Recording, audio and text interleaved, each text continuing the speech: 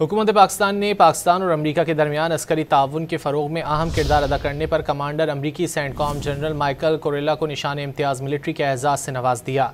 ऐवान सदर में होने वाली तकरीब में सदर आसिफ अली जरदारी ने जनरल कोरेला को एजाज़ अता किया।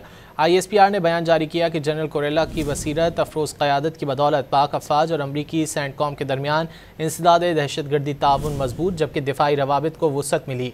जनरल कोरेला के दौरे पाकिस्तान के दौरान पाकिस्तान की सिविल और अस्करी क़यादत से अहम मुलाकातें भी हुईं।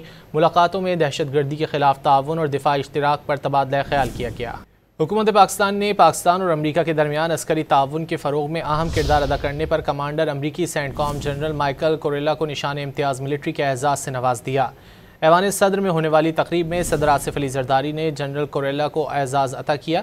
ISPR ने बयान जारी किया कि जनरल कोरेला की बसीरत अफरोज़ क़यादत की बदौलत पाक अफ़वाज और अमरीकी सेंटकॉम के दरमियान इंसदाद दहशतगर्दी ताउन मजबूत जबकि दिफाई रवाबित को वुसअत मिली। जनरल कोरेला के दौरे पाकिस्तान के दौरान पाकिस्तान की सिविल और अस्करी क़यादत से अहम मुलाकातें भी हुईं। मुलाकातों में दहशतगर्दी के खिलाफ ताउन और दिफाई इश्तिराक पर तबादला ख्याल किया गया।